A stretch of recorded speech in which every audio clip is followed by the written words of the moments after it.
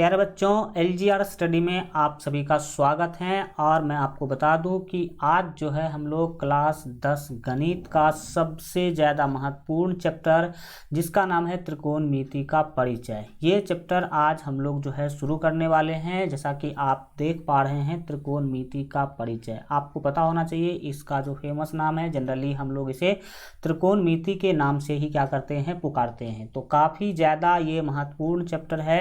और जैसा कि आप सभी जानते हैं कि यह चैप्टर आपको पता होना चाहिए।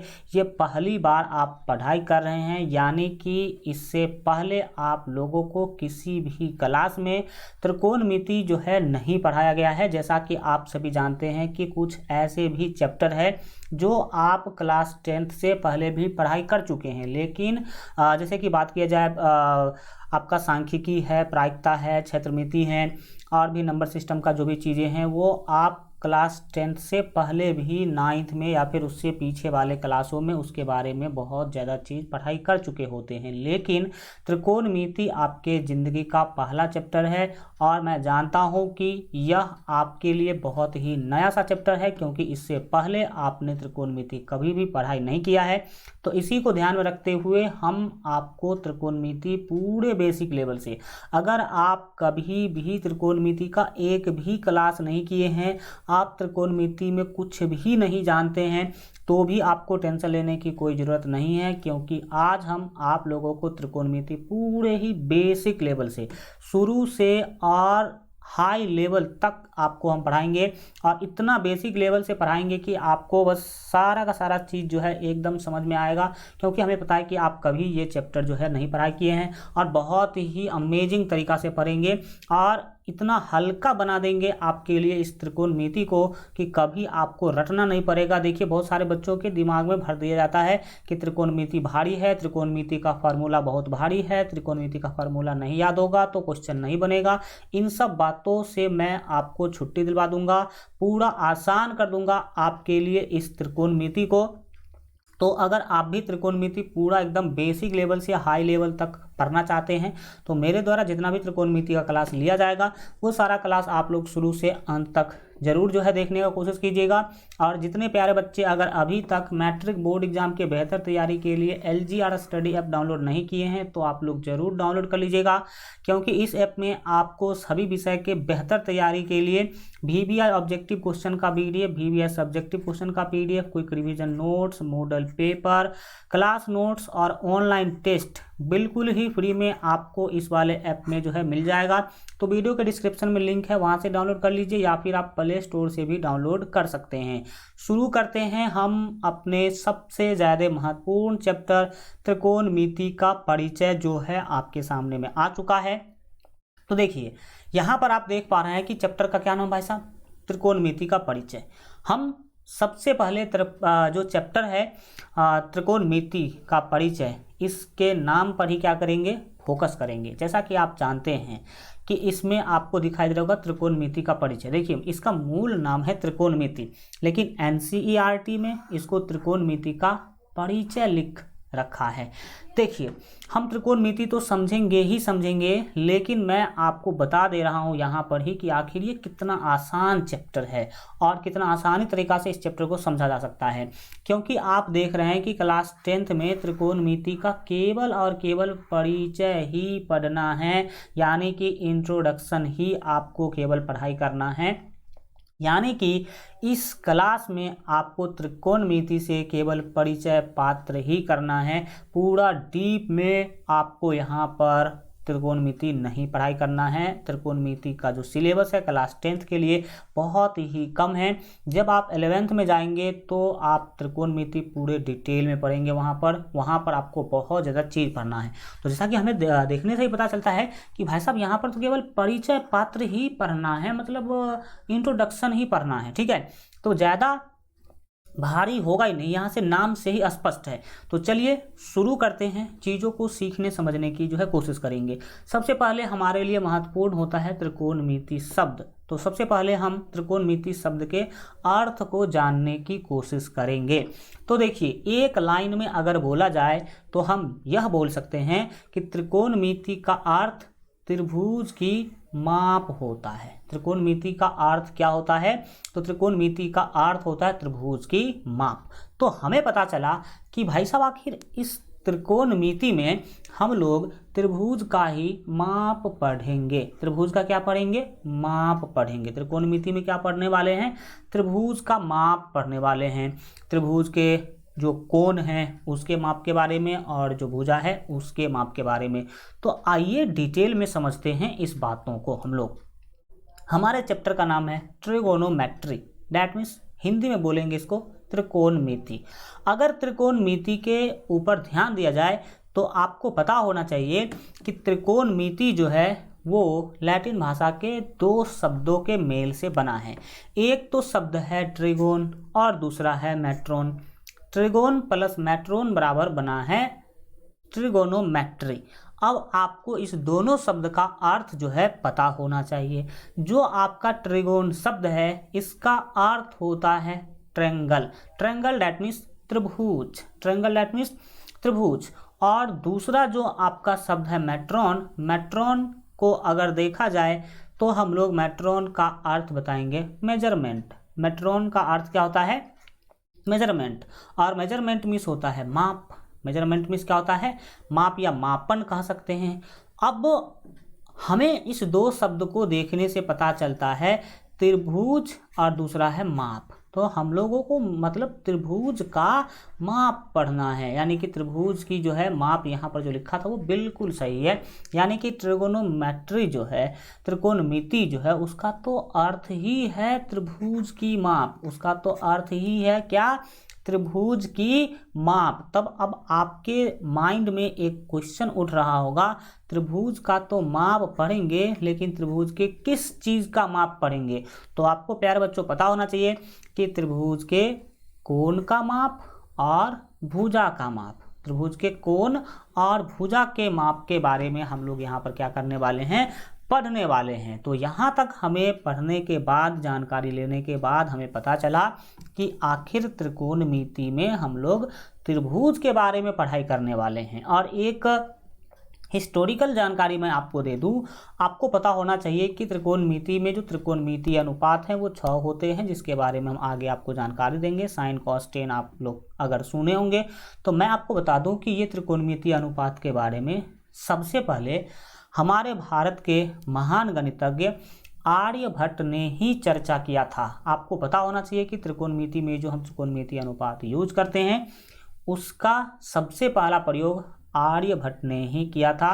और आर्यभट्ट गणित के बहुत ही बड़े विद्वान थे।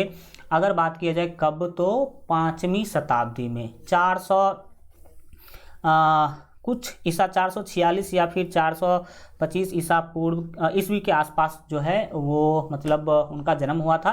एनसीईआरटी में आप एक्यूरेट देख सकते हैं इसके बारे में। तो उतना हिस्ट्री ज़्यादा हमें नहीं जाना है। सीधा याद रखिएगा कि भारत के अंदर जो है त्रिकोणमिति के अंदर जो त्रिकोणमिति अनुपात है उसका सबसे पहला प्रयोग जो है माना जाता है कि आर्यभट्ट ने ही किया था। और आर्यभट्ट भारत के रहने वाले थे। और भारत में भी आपको पता होना चाहिए कि बिहार के रहने वाले थे आर्यभट्ट। बिहार, ठीक है। आर्यभट्ट कहाँ के रहने वाले थे? बिहार के रहने वाले थे। तो ये तो कुछ बेसिक हिस्ट्री की बात हो गई। यहाँ हमें पता चल रहा है कि इस चैप्टर में हम लोग त्रिभुज के बारे में ही क्या करने वाले हैं? पढ़ाई करने वाले हैं। तो जैसा कि हमने देखा कि त्रिभुज के बारे में पढ़ाई करना है तो हम क्या करेंगे? त्रिभुज का जो बेसिक नॉलेज है वो हम पहले लेने की कोशिश करेंगे। जैसा कि आप जानते हैं कि त्रिभुज के बारे में आप लोग कई बार पढ़े होंगे, लेकिन हम फिर भी मात्र 1 से 2 मिनट में हम लोग त्रिभुज का बेसिक कंसेप्ट क्या करने वाले हैं? पढ़ने वाले हैं। अगर बात किया जाए कि त्रिभुज किसे कहते हैं तो आप सभी जानते हैं कि 3 भुजा से घिरे हुए बंद आकृति को त्रिभुज कहते हैं। लेकिन हम त्रिभुज के परिभाषा पर ज़्यादा फोकस नहीं करेंगे, त्रिभुज के प्रकार पर फोकस करेंगे। अब 2 मिनट में हम लोग त्रिभुज को क्या करते हैं? त्रिभुज का जो बेसिक कंसेप्ट है उसको कर लेते हैं। आपको पता होना चाहिए कि त्रिभुज के कितने प्रकार होते हैं। आप जनरली लोगों के द्वारा बताया जाएगा कि त्रिभुज के 3 प्रकार होते हैं। त्रिभुज के आपको पता होना चाहिए कि कुल 6 प्रकार होते हैं। तो कुल 6 प्रकार के बारे में हम बात करेंगे। आपको पता होना चाहिए कि 3 तो भुजा के आधार पर होता है और 3 कोण के आधार पर होता है। तो सबसे पहले हम लोग चर्चा करने वाले हैं कोण के आधार पर त्रिभुज के 3 प्रकार होते हैं। अगर आपने कभी त्रिभुज देखा हो तो आपको पता होगा कि त्रिभुज में 2 ही चीज़ जनरली आप लोग अभी तक जानते होंगे, एंड एक और जानते होंगे। अगर त्रिभुज, ये अगर मान लीजिए कि त्रिभुज है, ये क्या है, त्रिभुज है, तो इसमें 2 चीज़ मेन है। एक तो है भाई साहब भुजा, जो ये पहला भुजा है, ये दूसरा भुजा है और ये तीसरा भुजा है। भुजा का अलग अलग तरीका से हम लोग नामकरण करते हैं, उसके बारे में आगे जानेंगे। तो त्रिभुज में एक तो महत्वपूर्ण है भुजा और दूसरा महत्वपूर्ण है कोण। ये कोण ए कहलाएगा, ये कोण बी कहलाएगा और ये कोण सी कहलाएगा। जिस दो भुजाओं के मिलने से जो कोण बनता है उसे त्रिभुज का कोण कहते हैं। तो त्रिभुज में मुख्य रूप से 2 चीज़ हैं, एक तो भुजा है, दूसरा कोण है। अब आपको प्यारे बच्चों पता होना चाहिए कि जिस तरह से मनुष्य के अलग अलग आधार पर अलग अलग प्रकार होते हैं, उस तरह से त्रिभुज के भी कोण के आधार पर 3 प्रकार होते हैं और भुजा के आधार पर भी 3 प्रकार होते हैं। जैसे कि आपको पता होना चाहिए कि मनुष्य का जो है रंग के आधार पर 3 प्रकार होते हैं मनुष्य के। एक तो होते हैं काला, एक होते हैं गोरा और एक होते हैं लाल। ठीक है, जो रेड इंडियन के बारे में आप लोगों ने हिस्ट्री में सुना होगा, वो आगे हिस्ट्री में हमारे द्वारा आपको पढ़ाया भी गया होगा और या नहीं तो पढ़ाया जाएगा आगे आपको।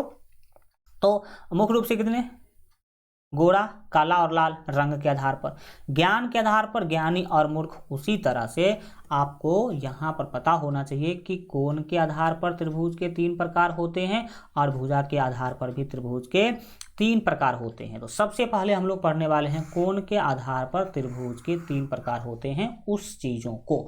तो आइए देखते हैं कि कोण के आधार पर जो है त्रिभुज के कौन कौन से प्रकार होते हैं।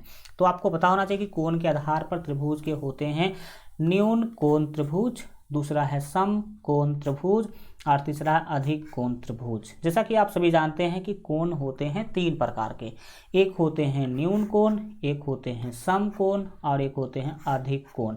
न्यून कोण 90 डिग्री से छोटे वाले कोण को न्यून कोण कहते हैं। जैसे कि आपका मान लीजिए 80 डिग्री, 90 जीरो से लेकर 90 डिग्री से छोटे वाले कोण को हम न्यून कोण कहते हैं। सम कोण कहते हैं 90 डिग्री के कोण को सम कोण कहते हैं और 90 डिग्री से अधिक के कोण को हम कहते हैं अधिक कोण। ठीक है, तो कोण 3 प्रकार के हैं ना प्यारे बच्चों।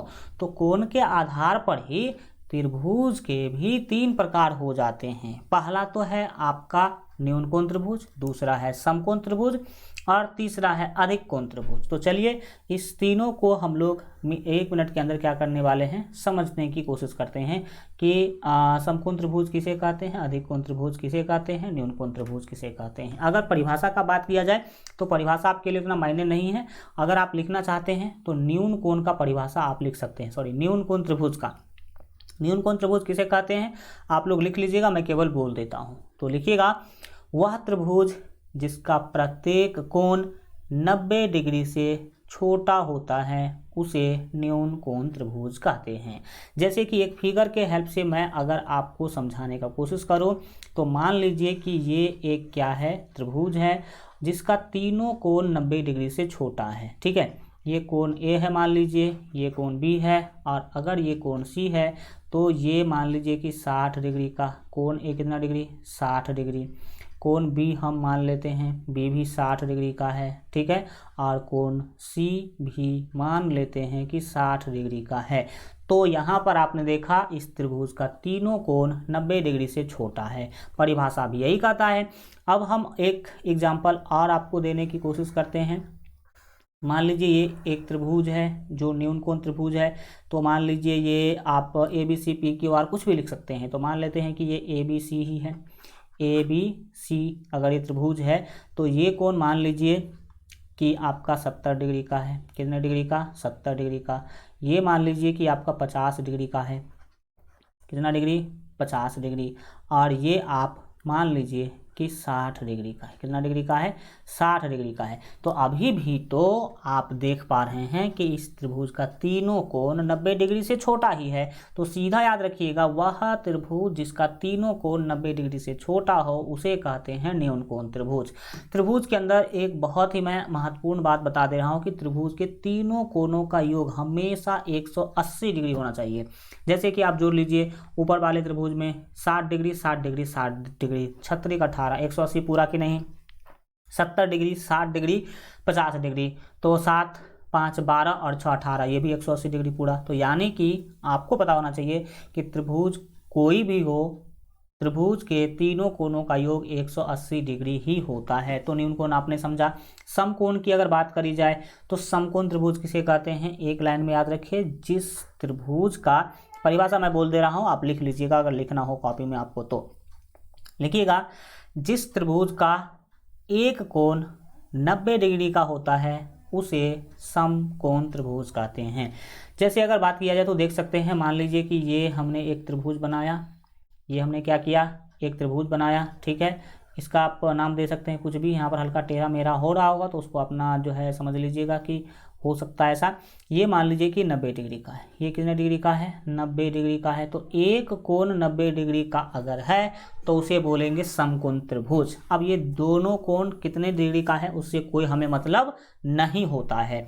मान लीजिए कि ये जो है आपका 50 डिग्री का हो गया, एंड ये अगर देखा जाए तो मान लीजिए कि 40 डिग्री का हो गया।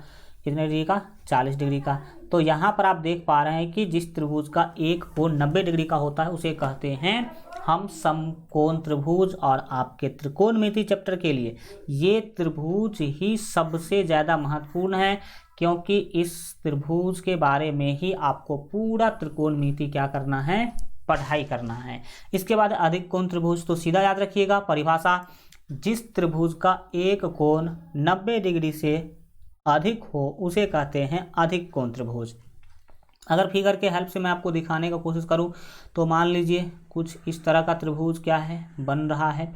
तो यहाँ पर आप मान लीजिए कि अगर ये ए है, ये कोण बी है और ये कोण सी है, तो ये वाला कोण आपको मान लीजिए कि दिख रहा होगा 110 डिग्री का। तो कितना हुआ, 90 डिग्री से बड़ा ही हुआ।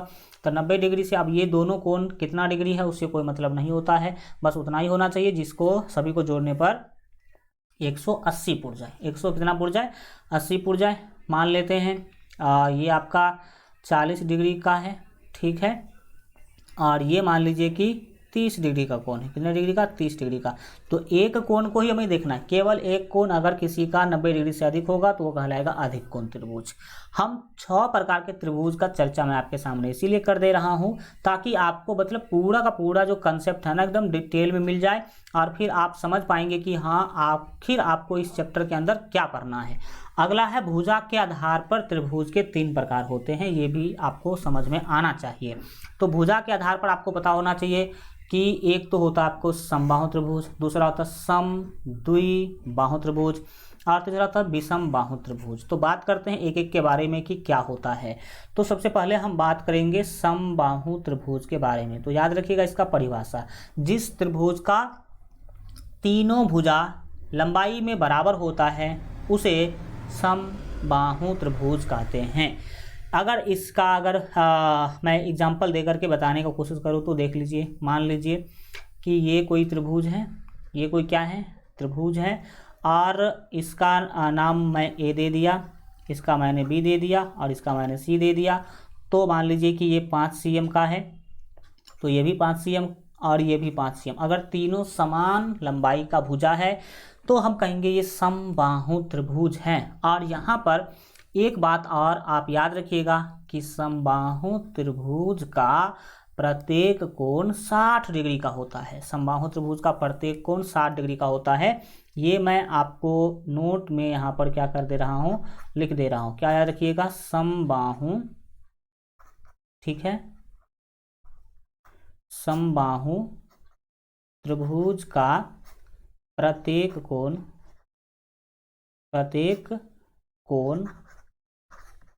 60 डिग्री का होता है। 60 डिग्री का होता है, यानी कि कोण ए भी 60 डिग्री का होगा, कोण बी भी 60 डिग्री का होगा, कोण सी भी 60 डिग्री का होगा। ये सारे के सारे कोण 60-60 डिग्री के होंगे। इसके बाद है आपका नाम से ही स्पष्ट है, समद्विबाहु। सम मतलब बराबर, द्वि मतलब 2, अबाहु मतलब भुजा, यानी कि जिस त्रिभुज का 2 भुजा लंबाई में बराबर हो उसे समद्विबाहु त्रिभुज कहते हैं। मैं फिगर के हेल्प से आपको अगर बताने का कोशिश करूं तो मान लीजिए कि यह एक मैंने समद्विबाहु त्रिभुज बना दिया आपके सामने में। मान लीजिए कि इस तरह का अगर त्रिभुज आपके सामने है तो ये कहलाएगा समद्विबाहु त्रिभुज। ये मान लीजिए आपका ए है, ये आपका बी है और ये सी है। तो आप अगर ये 7 cm देख पा रहे हैं, ये 7 cm है और ये 5 cm है, तो यहाँ पर दो भुजा आपको लंबाई में बराबर दिख रहा है, इसका मतलब ये समद्विबाहु त्रिभुज है। और विषम बाहु जिसका कोई भी भुजा आपस में लंबाई में बराबर ना हो उसे विषम बाहु कहते हैं, या फिर साधारण भाषा में आप ऐसे कह सकते हैं कि जिस त्रिभुज का कोई भी भुजा बराबर ना हो उसे विषम बाहु त्रिभुज कहते हैं। जैसे कि मैं आपको दिखाने का कोशिश कर रहा हूँ, मान लीजिए कि ये कोई त्रिभुज है, ठीक है, ये कोई क्या है, त्रिभुज है, जिसका नाम अगर मैं ए बी सी दे दूं और इसको मैं 8 cm का बोल दूं, इसको 7 cm का बोल दूं और इसको 6 cm का बोल दूं, तो यहाँ पर कोई भी भुजा किसी भी भुजा के बराबर नहीं है, तो इसे कहेंगे विषम बाहु त्रिभुज। तो अभी तक आपने देखा कि 6 प्रकार के त्रिभुज होते हैं। त्रिभुज कितने प्रकार के होते हैं? 6 प्रकार के। लेकिन याद रखिएगा इस 6 प्रकार, आपने जैसा कि देखा है कि त्रिकोणमिति में आपको जो है त्रिभुज के बारे में ही पढ़ना है, त्रिभुज का माप पढ़ना है, त्रिभुज के कोण का माप और त्रिभुज के भुजा का माप। लेकिन याद रखिएगा त्रिभुज होते हैं 6 प्रकार के, लेकिन केवल एक प्रकार का ही माप आपको करना है और वो है समकोण त्रिभुज। यानी कि पूरे त्रिकोणमिति में आपको केवल समकोण त्रिभुज से रिलेटेड ही पढ़ाई करना है, समकोण त्रिभुज से रिलेटेड ही क्या करना है? पढ़ाई करना है। तो अब हमारे लिए सबसे महत्वपूर्ण त्रिभुज हो जाता है समकोण त्रिभुज। हमारे लिए सबसे महत्वपूर्ण त्रिभुज कौन होगा? समकोण त्रिभुज। तो समकोण त्रिभुज के बारे में तो डिटेल जानेंगे हम, उससे पहले त्रिभुज के भुजा, कोण और शीर्ष के बारे में जानेंगे। देखिए त्रिभुज में मुख्य रूप से 3 चीज़ें होती हैं। पहला तो होता है त्रिभुज का भुजा, त्रिभुज का कोण और त्रिभुज का शीर्ष।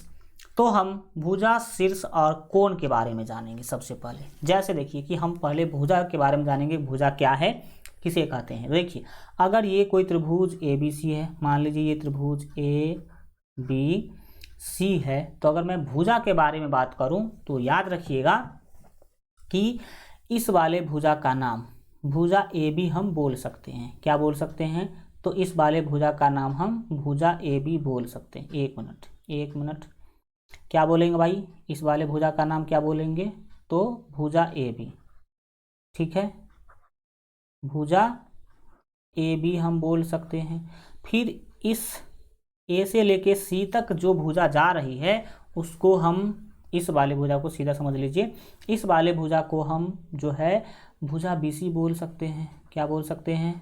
तो भुजा, सॉरी बी सी नहीं, भुजा ए सी बोल सकते हैं। क्या बोल सकते हैं? भुजा ए सी। और जो नीचे आपको जो बी से सी तक जा रही है इसको भुजा बी सी बोला जा सकता है। क्या बोला जा सकता है?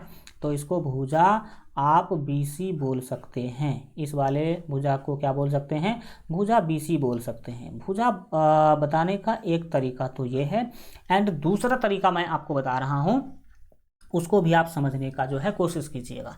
देखिए कोण ए के सामने जो भुजा होगा उसको आप भुजा ए बोल सकते हैं। क्या बोल सकते हैं? भुजा ए बोल सकते हैं, और उसको छोटी ए से सूचित करेंगे। और कोण बी के सामने देख लीजिए यही वाला भुजा है ए सी, तो इसको भुजा बी बोल सकते हैं। कोण बी के सामने जो भुजा होगा उसको भुजा बी बोल सकते हैं, और कोण सी के सामने जो भुजा होगा उसको हम भुजा सी बोल सकते हैं। तो एक भुजा का दो नाम। ये वाला जो भुजा है आप उसे भुजा ए बी बोलिए या भुजा सी बोलिए, दोनों बात बराबर है। इसमें आप देख सकते हैं इस भुजा का नाम आप भुजा बी सी या भुजा ए बोल सकते हैं, और इस वाले भुजा का नाम आप भुजा बी या भुजा ए सी, दोनों में से कोई भी बोल सकते हैं। तो भुजा आपने देखा कि किस तरह से भुजा के बारे में हमने बात किया।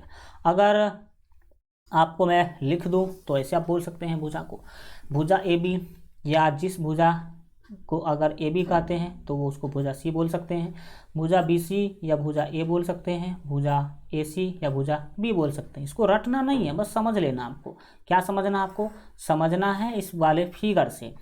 फिगर में यह है कि जो भुजा ए से बी तक जा रही है उसे भुजा ए बी बोलेंगे, जो भुजा बी से सी तक जा रही है उसे भुजा बी सी बोलेंगे, और ए से सी तक जा रही है तो भुजा ए सी बोलेंगे। अब कोण ए के सामने वाले भुजा को भुजा ए बोल सकते हैं, कोण बी के सामने जो भुजा है उसको भुजा बी बोल सकते हैं, और कोण सी के सामने जो भुजा उसे भुजा सी बोल सकते हैं। अब बात कर लेते हैं हम लोग 1 मिनट में कोण के बारे में। मान लीजिए कि ये ए है, ये कोण बी है, ये कोण सी है, तो ये कहलाएगा आपका कोण ए, ये कहलाएगा आपका कोण बी, और ये कहलाएगा कोण सी। बस इसमें और कुछ ज़्यादा जानने उनने की ज़्यादा ज़रूरत जो है नहीं है। तो आप कोण ए, कोण बी और कोण सी बोल सकते हैं, लेकिन लिखने का तरीका अलग अलग हो सकता है। कोण ए को अगर आप शॉर्टकट में लिखने का कोशिश करेंगे तो आप इसे ऐसे भी लिख सकते हैं। कैसे लिख सकते हैं? तो इसे आप कोण ए लिख सकते हैं, ऐसे कोण ए लिख सकते हैं, या फिर आप इस चीज़ को ऐसे भी लिख सकते हैं, कोण बी ए सी, बी ए सी, मतलब बी ए सी, बीच में कौन आया? ए, तो इसका मतलब कोण बन रहा होगा ए पर, जो बीच में आता है तो वहीं पर कोण बन रहा होता है। ठीक है, तो आप इसको बी ए सी लिख सकते हैं। इसी तरीका से आप जो है अगले कोण के बारे में भी बात कर सकते हैं।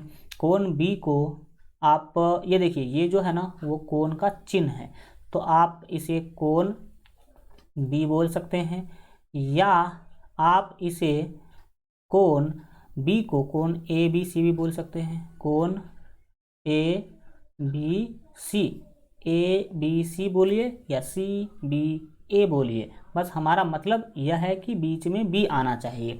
बीच में बी आ रहा है मतलब कोण वहीं पर बन रहा है, कोण वहीं पर बन रहा है। तो आपको मैं दिखा रहा हूँ कि कोण को कितने तरीक़ा से लिखा जा सकता है। और कोण सी को हम लोग सिंबल के रूप में ऐसे कोण सी लिख सकते हैं, या इसी को आप जो है कोण ए सी बी भी लिख सकते हैं, ए सी बी या बी सी ए, दोनों बात क्या होगा? बराबर होगा। जिसमें आप देख सकते हैं कि सी बीच में है, इसका मतलब सी पर कोण बन रहा है। ठीक है, तो ये बातें आप कोण के बारे में क्या करेंगे? याद रखेंगे कि ऐसे कोण को हम लिख सकते हैं। एक चीज़ है शीर्ष। जानते हैं कि शीर्ष क्या होता है? शीर्ष क्या होता है अगर इसके बारे में हम बात करें तो याद रखिएगा कि त्रिभुज का वह बिंदु जहाँ पर दो भुजा आके मिलता है। देख लीजिए, हम शीर्ष के बारे में बात कर रहे हैं। तीसरे त्रिभुज में हम किसके बारे में बात कर रहे हैं? तो हम बात कर रहे हैं प्यारे बच्चों शीर्ष के बारे में। किसके बारे में?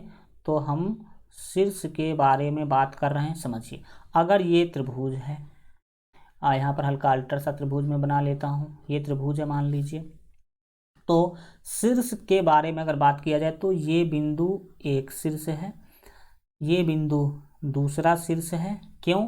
तो त्रिभुज का दो भुजा जिस बिंदु पर जाकर मिलता है उसे त्रिभुज का शीर्ष कहते हैं। याद रहेगा, त्रिभुज का दो भुजा जिस बिंदु पर जाकर मिलता है उसे त्रिभुज का शीर्ष कहते हैं।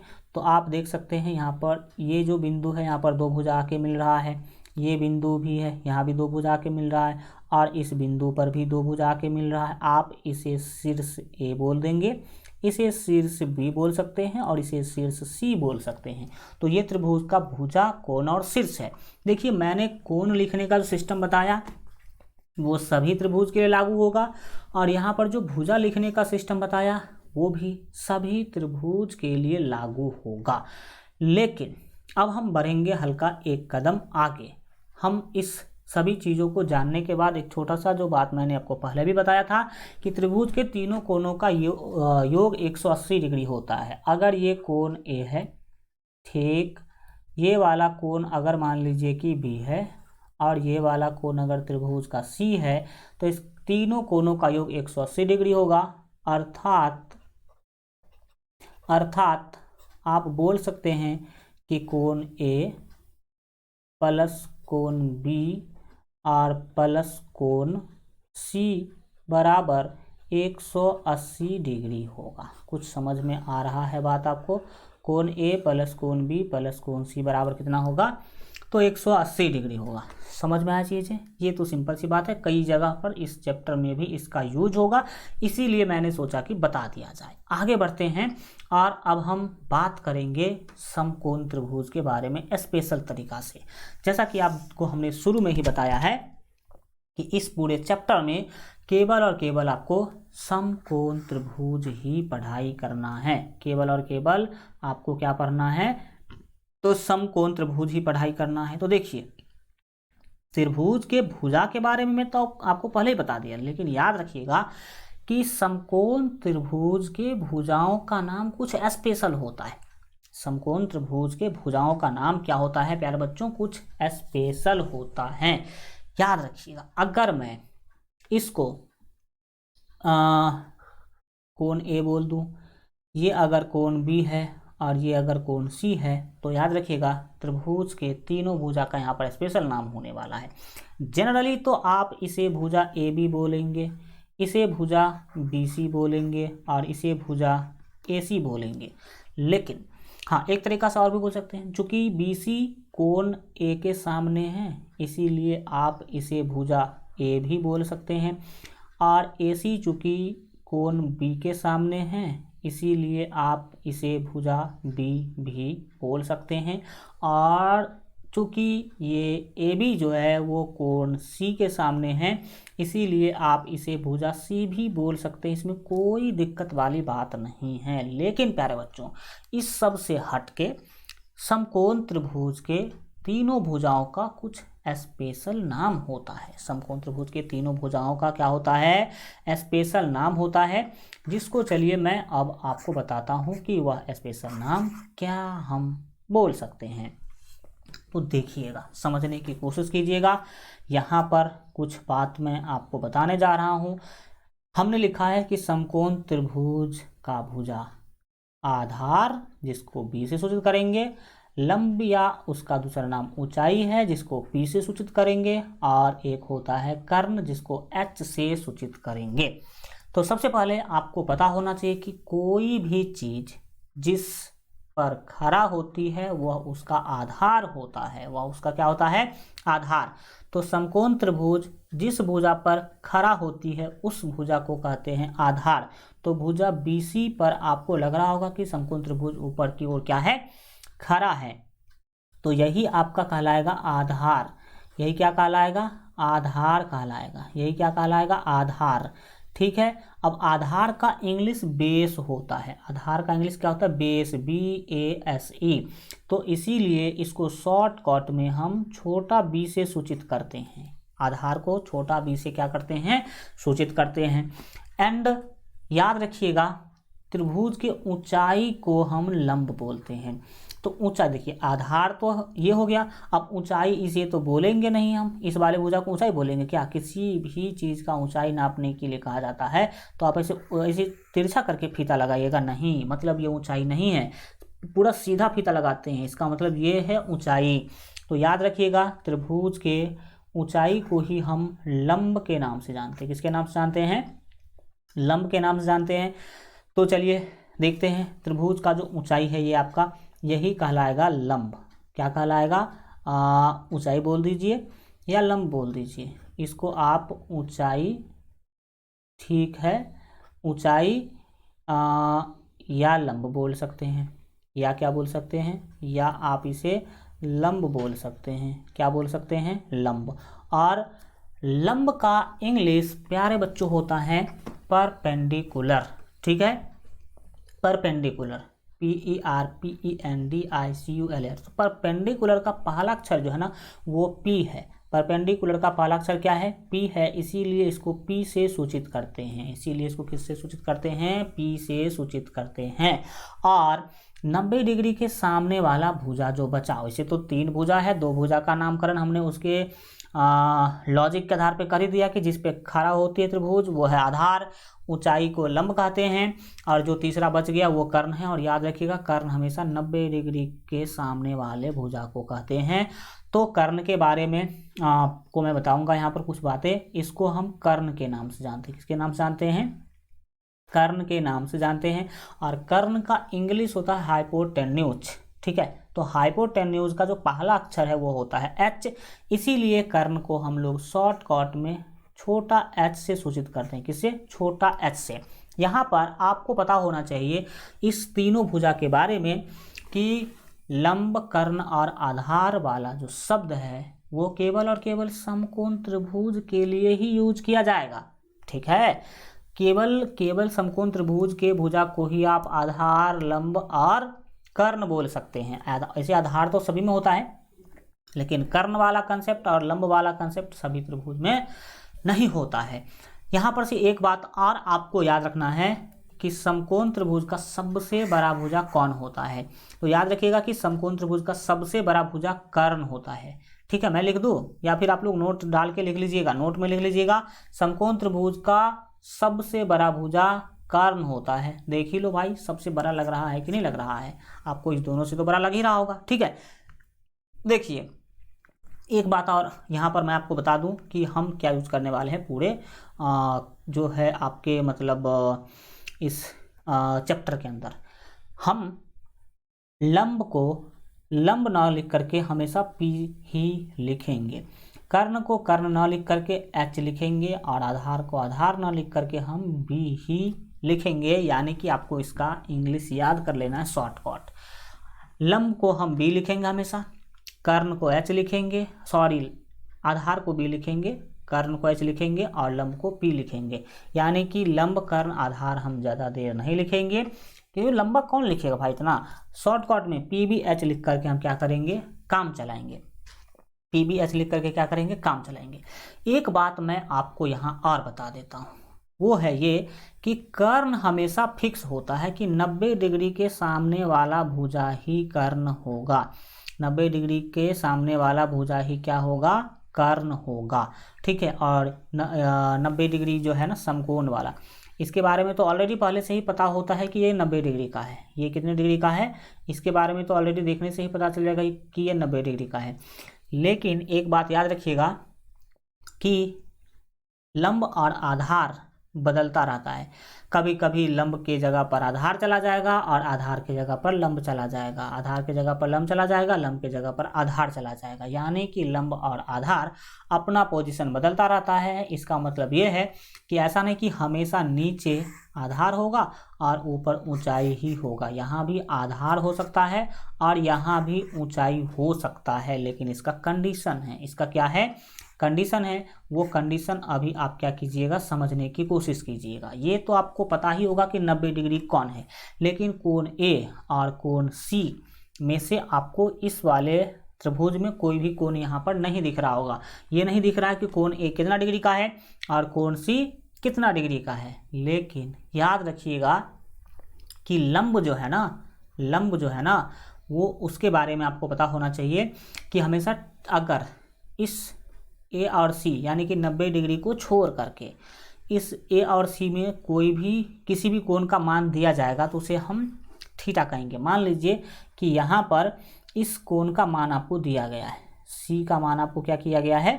दिया गया है। मान लीजिए कि सी 40 डिग्री का है। सी कितना डिग्री का है? 40 डिग्री का है। या फिर सी अभी कितने डिग्री का है वो मुझे पता नहीं, लेकिन मान लीजिए कि ये इस थीटा यहाँ पर दिया गया, यानी कि इसका कुछ ना कुछ वैल्यू आपको दे दिया गया होगा या फिर ये सूचित कर दिया गया होगा कि थीटा सी है। थीटा कौन है? सी है। तो याद रखने योग्य आपके लिए बात यह है कि 90 डिग्री के सामने हमेशा कर्ण होता है।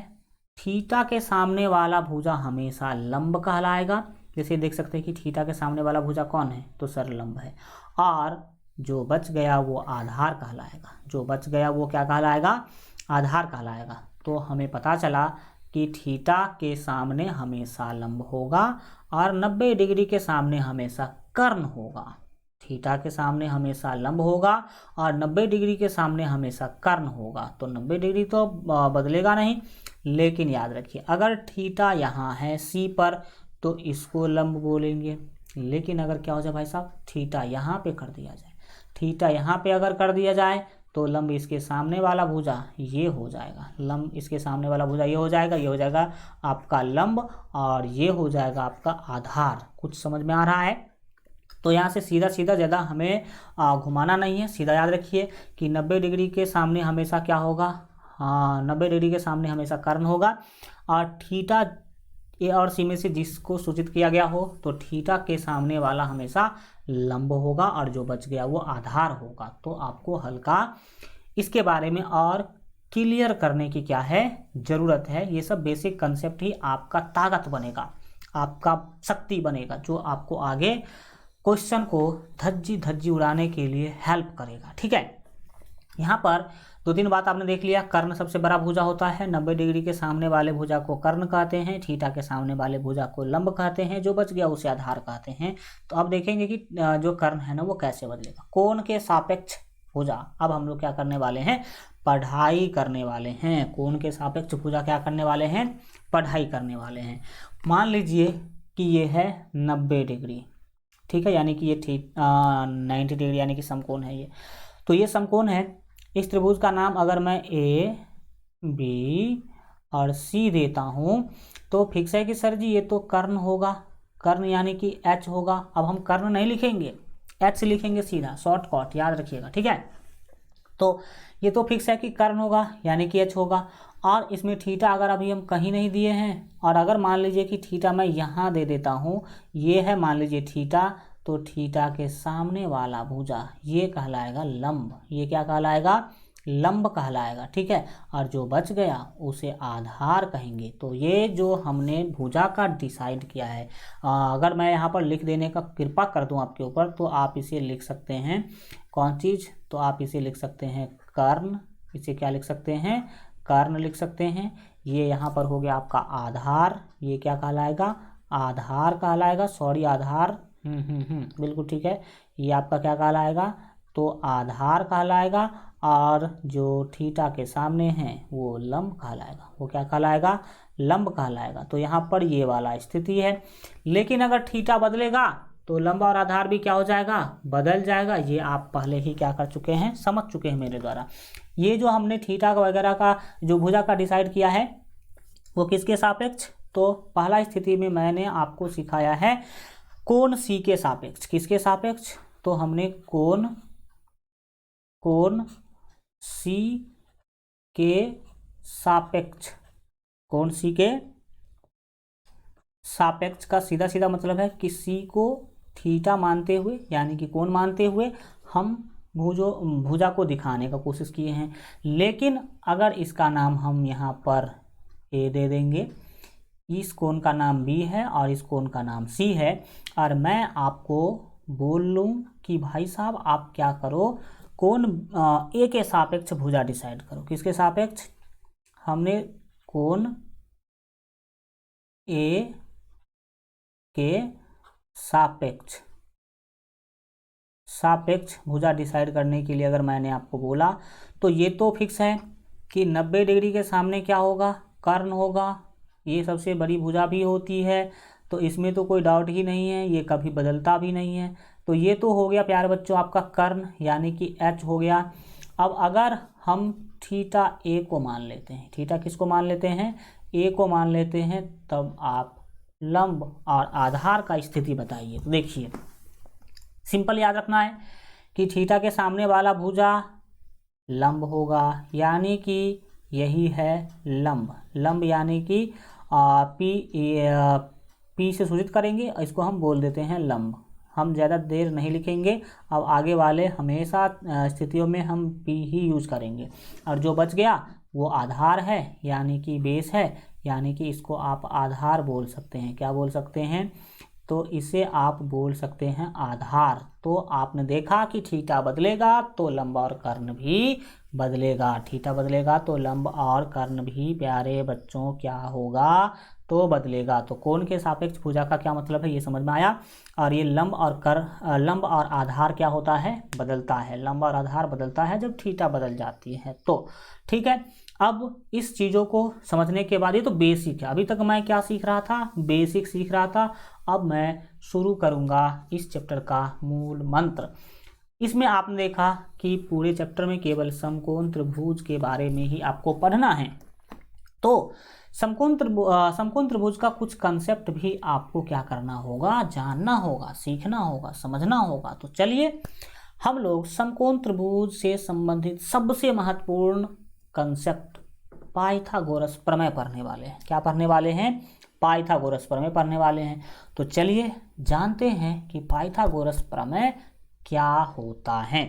अगर ये कोई समकोण त्रिभुज है, ये कोई क्या है, समकोण त्रिभुज है, तो पाइथागोरस प्रमेय क्या है वो समझिएगा। देखिए अगर इसको मैं ए बोल देता हूँ, इसको मैं बी बोल देता हूँ और इसको मैं सी बोल देता हूँ, तो ये है आपका समकोण त्रिभुज। तो ये फिक्स है कि ये कर्ण होगा। ये क्या होगा प्यारे बच्चों? ये है कर्ण, क्योंकि 90 डिग्री के सामने है तो ये कर्ण है, जिसको हम एच से सूचित कर सकते हैं। ये प्यारे बच्चों आपका आधार है, क्योंकि अभी थीटा वगैरह का कोई चर्चा नहीं है, तो जिस पर त्रिभुज खड़ा है उसी को ही क्या बोलेंगे हम? आधार बोलेंगे। तो ये क्या है? आधार है, जिसे हम बी बोल सकते हैं। और ये है प्यारे बच्चों लंब। ये क्या है? लंब है, जिसको ऊंचाई भी बोल सकते हैं। तो लंब को हम लोग सूचित करते हैं पी से। किससे सूचित करते हैं? पी से सूचित करते हैं। तो समकोण त्रिभुज के बारे में पाइथागोरस बाबा ने बोला था कि समकोण त्रिभुज में कर्ण का जो स्क्वायर है वो लंब के स्क्वायर और आधार के स्क्वायर के बराबर होगा। कर्ण का स्क्वायर जो है वो लंब के स्क्वायर और आधार के स्क्वायर के योग के क्या होगा? बराबर होगा। इसका मतलब क्या है? पाइथागोरस प्रमेय याद रखिएगा, पाइथागोरस गणितज्ञ थे, उनके द्वारा यह प्रमेय दिया गया था। और उन्होंने बोला था समकोण त्रिभुज के बारे में, उन्होंने बोला था कि समकोण त्रिभुज में कर्ण का जो वर्ग होता है वो लंब के वर्ग और आधार के वर्ग के योग के बराबर होता है। क्या समझा आपने? पाइथागोरस बाबा ने बोला था कि समकोण त्रिभुज में कर्ण का वर्ग लंब के वर्ग और आधार के वर्ग के योग के बराबर होता है। यानी कि लंब का स्क्वायर कर दीजिए और आधार का स्क्वायर कर दीजिए और उसको जोड़ दीजिए, तो वो किसके बराबर होगा? तो वो कर्ण के स्क्वायर के बराबर होगा। ऐसा हम नहीं, ऐसा पाइथागोरस बाबा ने बोला था। ठीक है, तो पाइथागोरस साहब ने क्या बोला था समझ में आ गया? यही है पाइथागोरस प्रमेय। तो पाइथागोरस ने कहा था कि कर्ण का स्क्वायर बराबर होगा लंब का स्क्वायर जो आधार का स्क्वायर। यही है पाइथागोरस प्रमेय। यही क्या है?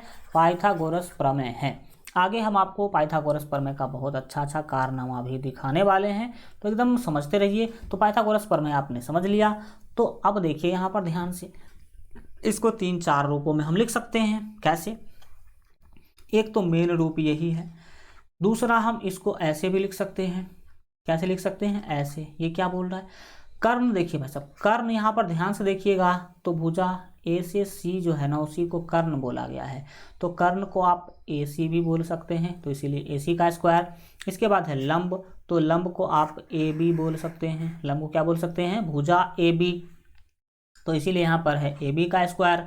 और आधार, तो आधार को आप भुजा बी सी बोल सकते हैं। ठीक है, भुजा बी सी बोल सकते हैं, तो बी सी का क्या होगा? स्क्वायर होगा। तो यही है, लेकिन रूप क्या है? अलग है। रूप क्या है प्यारे बच्चों? अलग है। तो ये आपने देख लिया पाइथागोरस बाबा ने क्या कहा था, पाइथागोरस प्रमेय क्या है वो आपने क्या किया? समझने की कोशिश किया। पाइथागोरस प्रमेय को एक और रूप में लिखा जा सकता है। जैसे देख लीजिए, कर्ण का स्क्वायर है, तो कर्ण को हम एच का स्क्वायर बोल सकते हैं, क्योंकि कर्ण को एच से सूचित किया जाता है। फिर बराबर में है लंब का स्क्वायर, तो लंब को पी का स्क्वायर बोल सकते हैं, क्योंकि लंब को पी से सूचित किया जाता है। और फिर है आधार का स्क्वायर, तो आधार के स्क्वायर को बी का स्क्वायर बोल सकते हैं, क्योंकि आधार को बी से सूचित किया जाता है। तो यह है पाइथागोरस प्रमेय।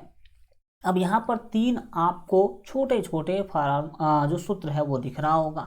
सूत्र नंबर 1, सूत्र नंबर 2, सूत्र नंबर 3। ये कोई नया चीज़ नहीं है भाई साहब, ये पाइथागोरस प्रमेय का ही मतलब भ्रास है। देखिएगा, समझिएगा कि ये क्या है, समझने की कोशिश कीजिए कि ये क्या है। सबसे पहला तो हम जानेंगे कि भाई साहब पाइथागोरस प्रमेय मैं क्यों पढ़ रहा हूँ, किस तरह से इसका यूज करूँगा मैं, कहाँ पे इसका यूज होगा। तो याद रखिएगा, पाइथागोरस प्रमेय आपको कहाँ पर हेल्प करेगा? आपके क्वेश्चन में जो त्रिकोणमिति का क्वेश्चन होगा वहाँ पर क्वेश्चन को सॉल्व करने के लिए तीनों भुजा का जरूरी पड़ेगा, पी बी और एच तीनों भुजा का होना जरूरी है। लेकिन क्वेश्चन लिखने वाले जो विद्वान हैं वो करते हैं बदमाशी। जरूरी है आपको तीन भुजा का, तीनों भुजा के मान का, पी का मान 10 cm, बी का मान 8 cm और मान लीजिए एच का मान 25 cm, सबका जरूरी है आपको। लेकिन क्वेश्चन लिखने वाले विद्वान साहब क्या करेंगे, वो बदमाशी करेंगे, वो आपको एक भुजा नहीं देंगे, दो भुजा दे दिया, लंब दे दिया, कर्ण दे दिया, आधार दिया ही नहीं। तो याद रखिएगा पाइथागोरस प्रमेय का प्रयोग हम कहाँ करते हैं, त्रिभुज में भी, समकोण त्रिभुज। अगर समकोण त्रिभुज का कोई दो भुजा दिया गया हो तो हम तीसरा भुजा निकाल सकते हैं पाइथागोरस प्रमेय के प्रयोग से। ये हमारा हेल्प करेगा। ये कौन हेल्प करेगा, ये वाला सूत्र हेल्प करेगा। आप देखिए कि यह है एच स्क्वायर बराबर P square plus B square. अगर हमें यहाँ से स्क्वायर हटा दिया जाए, मैं अगर यहाँ से स्क्वायर हटा दूंगा तो केवल क्या बच जाएगा, एच बच जाएगा, केवल क्या बच जाएगा, एच। और दाहिने में जो पी स्क्वायर है प्लस बी स्क्वायर है वो तो रहेगा ही रहेगा। एंड जब आप जानते हैं कि बाएं तरफ से स्क्वायर हटाते हैं तो दाहिने में रूट लग जाता है, क्या लग जाता है, रूट। तो यहाँ से एक फार्मूला आपका बन गया। फार्मूला क्या बना, इसी वाले से हमने ये फार्मूला बनाया है। क्या फार्मूला बनाया है कि h बराबर root under P square plus B square. इसको आप कर्ण बराबर रूट अंडर लंब स्क्वायर जोड़ आधार स्क्वायर भी हिंदी में बोल सकते हैं। इसी तरह से जब आपको p निकालने के लिए बोलेगा तो p बराबर सूत्र होता है root under H square minus P square, और b निकालने का सूत्र होता है root under H square minus P square. b यानी कि आधार बराबर जो है एच स्क्वायर यानी कि कर्ण स्क्वायर और माइनस पी स्क्वायर यानी कि लंब स्क्वायर।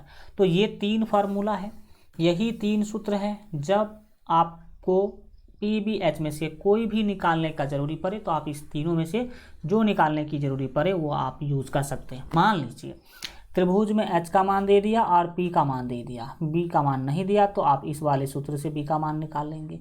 एच का मान दे दिया, बी का मान दे दिया, पी का मान नहीं दिया तो आप इस वाले जो है सूत्र से पी का मान निकालेंगे। इसी तरह से अगर पी भी दे दिया, एच नहीं दिया तो आप इस वाले सूत्र से एच का मान निकाल लेंगे। टेंशन मत लीजिए, इस सभी सूत्र का इतना ज़्यादा बार यूज करेंगे ना कि समझ लीजिए ये लोग भी मजबूर हो जाएगा याद होने के लिए, ये कहेगा कि मैं आपको याद ही हो जाता हूँ। ठीक है, तो ये पाइथागोरस प्रमेय आपने समझा। पाइथागोरस प्रमेय से ये तीन चीज़ जरूर याद रखिएगा, एच बराबर, पी बराबर और बी बराबर जो सूत्र है वो। इसके बाद कर्ण स्क्वायर बराबर लंब स्क्वायर जो आधार स्क्वायर, ए सी बराबर A B square plus B C square, P square बराबर बी स्क्वायर, एच स्क्वायर बराबर P square plus B square. और इसमें और ज़्यादा कुछ जानने की ज़रूरत नहीं है। अब आपने देखा कि पाइथागोरस प्रमेय क्या है और पाइथागोरस प्रमेय कैसे हेल्प करेगा आपका। पाइथागोरस प्रमेय जब कभी भी त्रिभुज का दो भुजा दिया गया होगा और तीसरा भुजा निकालने के लिए अगर आपको बोला जाएगा तो आप इसी वाले सूत्र का प्रयोग करके आप पाइथागोरस प्रमेय का प्रयोग करके ही आप क्या कर सकते हैं, तो आप प्यारे बच्चों तीसरा भुजा प्राप्त कर सकते हैं। ठीक है, तो हम बढ़ते हैं आगे और इससे कुछ संबंधित चीज़ें क्या करेंगे समझेंगे। लेकिन मैं मेरे मन में जिज्ञासा उठ रहा है कि पाइथागोरस प्रमेय से संबंधित कुछ कारनामा आपको करके दिखा दिया जाए, कुछ कारनामा आपको करके क्या किया जाए, दिखा दिया जाए पाइथागोरस प्रमेय से संबंधित। तो आप लोग हल्का तैयार हो जाइए और मैं आपको कुछ कारनामा दिखाने जा रहा हूँ। पहला, मान लीजिए कि ये समकोण त्रिभुज है। ये क्या है, समकोण त्रिभुज है। ये ए है, ये बी है और ये सी है। और यहाँ पर मैं कुछ आपको बताने जा रहा हूँ। मान लीजिए कि जो कर्ण है उसका मान है 13, आधार मान लीजिए कि 5 है और लंब है 12 cm, 12 है। ठीक है, तो आप यहाँ पर देख रहे हैं पाइथागोरस बाबा ने कहा था कि कर्ण स्क्वायर प्लस लंब बराबर लंब स्क्वायर जो आधार स्क्वायर, तो ये तीनों तो प्रूव्ड होना चाहिए। तो देखिएगा ये कैसे मैं प्रूव्ड करके दिखा देता हूँ पाइथागोरस प्रमेय को। पाइथागोरस प्रमेय को मैं प्रूव्ड क्या मतलब वेरीफाई करूँगा, वही चीज़ें हैं एग्जाम्पल के हेल्प से। आपने पाइथागोरस प्रमेय के हेल्प से सुना है कि होता है एच स्क्वायर बराबर पी स्क्वायर और plus B square, P square plus B square. ये आप सभी जानते हैं, एच होता है, आधार को बी कहते हैं, लंब को पी कहते हैं। अब तीनों का मान आप यहाँ पर बैठाइए। तो एच का मान है सर 13, तो 13 का करना होगा स्क्वायर। दाहिने में सर पी का मान है 12, तो 12 का करना होगा स्क्वायर, और प्लस बी का मान है 5, तो 5 का करना होगा स्क्वायर। अब प्यारे बच्चों, आपको पता होना चाहिए ये क्या कह रहा है। ये कह रहा है कि ये और ये दोनों बराबर हैं। क्या अभी देखने में बराबर लग रहा है आपको? बोलेंगे सर अभी तो देखने में फिलहाल बराबर नहीं लग रहा है। तो अभी बराबर नहीं लग रहा है तो कैसे बराबर कहेंगे? ऐसे नहीं, ऐसे नहीं, पहले सॉल्व कीजिए, तब देखिए कि बराबर है कि नहीं बराबर है। तो चलिए हम इसको सॉल्व करके देखते हैं कि ये बराबर है कि नहीं। 13 का स्क्वायर आप सभी जानते हैं 169 होता है, यानी कि 169 होता है। फिर ध्यान देखिए, 12 का स्क्वायर 144 होता है, प्लस 5 का स्क्वायर 25 होता है। 5 का स्क्वायर कितना होता है? 25। अब देख लीजिए कि दोनों बराबर हैं कि नहीं। आप बाएं में 169 लिख लीजिए, दाहिने में जोड़ लीजिए 44 25 को, तो 5 और 4 होगा आपका 9, फिर 2 और 4 होगा 6, और ये 1 है 1। वाओ, दोनों बराबर हो गया। LHS जो है वो बराबर हो गया RHS के, यानी कि ये हो गया प्रूव्ड, PROVED, सिद्ध हो गया कि कर्ण का स्क्वायर जो है लंब के स्क्वायर और आधार के स्क्वायर के बराबर होता है। Well done. तो देखा आपने कि मतलब यही कहना था पाइथागोरस बाबा का, ठीक है, कि अगर आप किसी समकोण त्रिभुज में कर्ण का स्क्वायर कीजिएगा और लंब का स्क्वायर और आधार का स्क्वायर करके जोड़ दीजिएगा तो वो कर्ण के स्क्वायर के क्या हो जाएगा? बराबर हो जाएगा। तो यही था भाई साहब। मैं आपको एक दो क्वेश्चन भी बता देता कि कैसे अगर लंब कर्ण आधार में से कोई भी दो भुजा दिया गया हो और तीसरा निकालने के लिए बोला जाए तो आप कैसे निकाल लेंगे। मैं इस पर एक दो क्वेश्चन क्या कर देता हूँ, बता देता हूँ, कोशिश करता हूँ आपको इस वाले सूत्र पर एक दो जो है प्रैक्टिस करवा देने का। वैसे तो अगर आप कभी इससे पहले अगर पाइथागोरस प्रमेय पढ़े होंगे तो आपको पता होगा, लेकिन नहीं पढ़े हैं तो फिर हम क्यों हैं भाई, हम तो पढ़ाने के लिए ही है। तो मैं आपको एक दो क्वेश्चन क्या करता हूँ, प्रैक्टिस करवा देता हूँ। इसके लिए मुझे क्या लेना होगा, एक पेज लेना होगा। तो आप टेंशन ना ले, हम पेज ले लेते हैं। 1 मिनट प्यारे बच्चों, देखो यहाँ पर मैं फटाक से एक पेज भी ले लिया। अब आपको मैं इस वाले सूत्र पर HPV वाले सूत्र पर मतलब क्वेश्चन बना के दिखाऊंगा आपको। क्या बना के दिखाऊंगा? क्वेश्चन। तो आप भी समझने का कोशिश कीजिएगा कि भाई कैसे पाइथागोरस प्रमेय हमें किसी तीसरा भुजा का मान निकाल करके देगा। देखिए मैंने एक त्रिभुज दिया आपको, ठीक है, और ये मान लीजिए कि क्या है, कोई त्रिभुज है, ये त्रिभुज है मान लीजिए, ठीक, एंड ये 90 डिग्री का है मान लीजिएगा।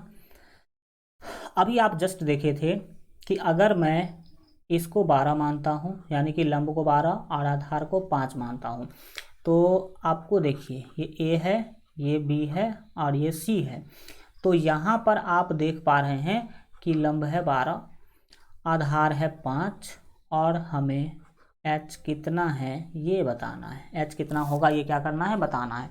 तो मैं अगर H निकालने के लिए जाऊँ, क्या निकालने के लिए जाऊँ, H निकालने के लिए जाऊँ, तो हम H कैसे निकाल सकते हैं? देखिए H का सूत्र आप देख लीजिए एक बार। H का सूत्र होता है √p² प्लस b², यानी कि √ लंब स्क्वायर जोड़ आधार स्क्वायर। सूत्र को याद करने का तरीका है कि जब कभी भी H निकालेंगे तो P और B के स्क्वायर को जोड़ेंगे, बाकी जब P और B निकालिएगा तो दोनों में माइनस होगा।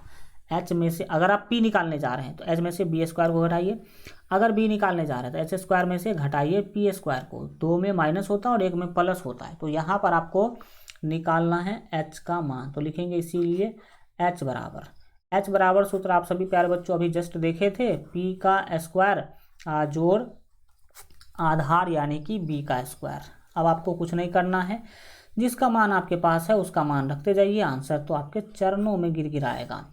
P का मान है 12, तो यहाँ पर प्यारे बच्चों आपको 12 का क्या करना है, स्क्वायर करना है। बीच में प्लस है तो प्लस लेना है। B का मान आप देख सकते हैं कि 5 है, तो B का मान 5 है, तो यहाँ पर हम क्या कर देंगे, 5 का करेंगे स्क्वायर। फिर क्या होगा वो आगे देखिए। तो आप देख सकते हैं कि अगर मैं इसको सॉल्व करने जा रहा हूँ तो 12 का स्क्वायर 144, 12 का स्क्वायर 144 और 5 का स्क्वायर 25। अब क्या होगा, तो देखिए यहाँ पर क्या होने वाला है, ये हो जाएगा प्यारे बच्चों 169, 169 जोड़िएगा तो 25 और 144 169 होगा। एंड अब आप क्या कर लीजिए, तो इसको ऐसे लिख सकते हैं 169 का जो अगर अभाज्य गुणनखंड निकालिएगा तो 13 गुने 13 होगा, 13 गुने 13 होगा। और आप 169 को क्या कर दिए, 13 गुने 13 लिख दिए, यानी कि आप कह सकते हैं कि h बराबर, अब डबल 13 में से एक 13 क्या हो जाएगा, बाहर आ जाएगा। तो यही आपका क्या है, फाइनल आंसर है, यानी कि h का मान 13 मिल गया। और आप जानते हैं कि पहले से जानते हैं कि हाँ भाई इसका तो मान 13 ही था। पिछले एग्जाम्पल में आप देखे थे कि अगर P12 है, B5 है और H 13 था इस स्थिति में, तो ये पाइथागोरस प्रमेय को सिद्ध भी किया था और यहाँ पर इसने फॉर्मूला को भी सिद्ध कर दिया। तो ऐसे ही बनाएंगे। अगर कोई भी दो भुजा दिया जाएगा, तीसरा भुजा निकालने के लिए बोलेगा तो हम क्या करेंगे, ऐसे ही क्या करेंगे, बनाएंगे। एक ललन टॉप क्वेश्चन और आपको बता देते हैं जो इसी से संबंधित है। किससे संबंधित है, तो इसी से संबंधित है। देखिएगा, मान लीजिए कि ये मैंने आपको ऐसे क्वेश्चन दे दिया है, बस सिंपल सी तरीका से। ये मान लीजिए कि मैंने आपको त्रिभुज बना के दे दिया, ये ABC बोल दिया, नहीं भी बोलेंगे तो चलेगा, ABC मैंने बोल दिया। ये कर्ण इस बार मैंने आपको 13 दे दिया, ठीक है। और आधार मैंने आपको दे दिया 5 दे दिया, ये 5 है तो 5 दे दिया, ये है आधार। तो आपको मैंने बोला कि P निकाल के बताओ, P कितना होगा निकाल के बताओ। तो बस सीधी सी बात है, हम इसीलिए P निकालने वाला सूत्र यूज करेंगे। P निकालने का सूत्र जो है प्यारे बच्चों याद रखना आपको, h स्क्वायर तो हमेशा पहले होगा। अब चूंकि P निकालने जा रहे हैं तो यहाँ पर घटाना होगा B स्क्वायर को, किसको, B स्क्वायर को। तो आपको यहाँ पर आराम से आंसर मिल जाएगा। कैसे, देखिएगा, आप बताइए कि h का मान कितना है, तो सर 13 है तो 13 का स्क्वायर, माइनस B का मान कितना है, तो सर 5 है तो 5 का स्क्वायर।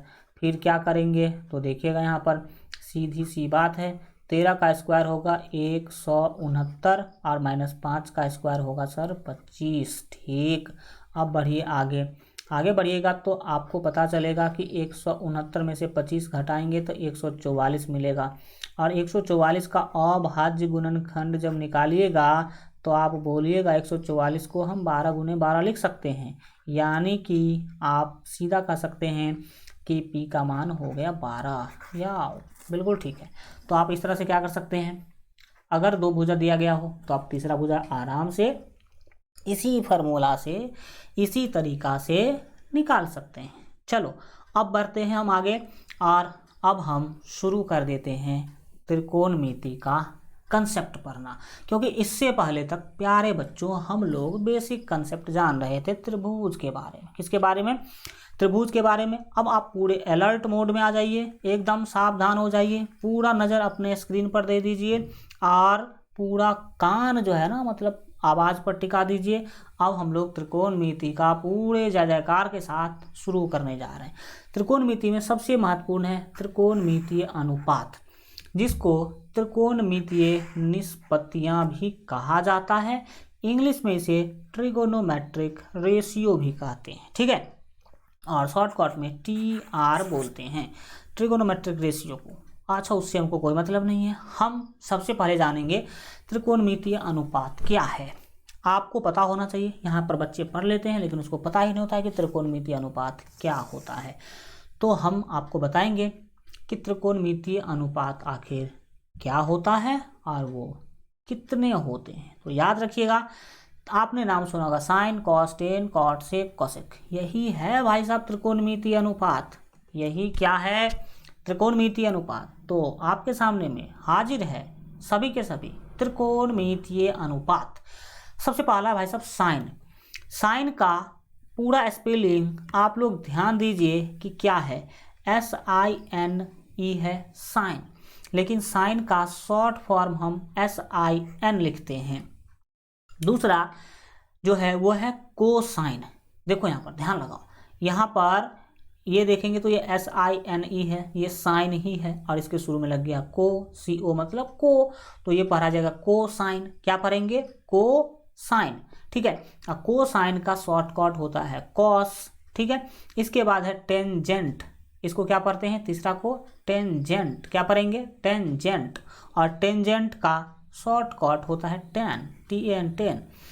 और तीसरा है देखिए, ऐसे तो ये है सेकेंड, SECANT, सेकेंड है, लेकिन सेकेंड के शुरू में को लगा हुआ है, इसीलिए इसको को सेकेंड पढ़ेंगे, को सेकेंड। और इसको जल्दबाजी में कॉस्केंट बोल देते हैं, क्या बोल देते हैं, कॉस्केंट। वैसे पूरा बोलिए को सेकेंड, ये क्या है, को सेकेंड है। और को सेकेंड का फुल फॉर्म COSEC होता है, कोसेक होता है, क्या होता है, कोसेक होता है। आगे बढ़ने से पहले यहाँ पर मुझे कुछ एक समस्या दिख रहा है जिसके बारे में मैं आगे बात करूँगा। इसके बाद है सेकेंड, इसको क्या पढ़ेंगे, सेकेंड, SECANT, सेकेंड का शॉर्टकट होगा सेक, SEC, सेक, सेकेंड का शॉर्टकट क्या होगा, सेक। इसके बाद है भाई साहब, होना तो चाहिए टेंजेंट, लेकिन टेंजेंट तो ऊपर ऑलरेडी हो चुका है, यहाँ पर आप देख सकते हैं कि टेंजेंट है, तो टेंजेंट को कहते हैं को टेंजेंट, टेंजेंट को क्या कहते हैं, को टेंजेंट कहते हैं। तो ये है आपका छठा नंबर, को टेंजेंट। ये क्या है, को टेंजेंट। को टेंजेंट का जो शॉर्ट फॉर्म है वो COT कॉट है, ये क्या है, COT कॉट है। तो आपको फुल फॉर्म और शॉर्ट फॉर्म दोनों का मीनिंग याद होना चाहिए, क्योंकि यहाँ से एग्जाम में क्वेश्चन पूछे गए हैं। यहाँ पर मैं अगर शॉर्ट फॉर्म का देखूँ तो साइन का शॉर्ट फॉर्म SIN है, कोसाइन का शॉर्ट फॉर्म COS कॉस है, और टेंजेंट का जो है शॉर्ट फॉर्म है वो टेन है। इसके बाद सेकेंड का शॉर्ट फॉर्म सेक है, और को टेंजेंट का कॉट है। लेकिन यहाँ पर आपने देखा कि सभी का शॉर्ट फॉर्म 3 अक्षर का है, सभी का शॉर्ट फॉर्म कितने अक्षर का है, 3 अक्षर का। और भाई साहब को सेकेंड का जो शॉर्ट फॉर्म है वो तो भाई साहब 5 अक्षर का है, ऐसा क्यों हुआ, इसमें 3 अक्षर क्यों नहीं लिया गया। तो ध्यान दीजिए, शॉर्ट फॉर्म जो बनाया गया है वो शुरू का 3 अक्षर लेके बनाया गया है। SIN तो SIN शॉर्ट फॉर्म, COS तो COS इसका शॉर्ट फॉर्म बना दिया गया है।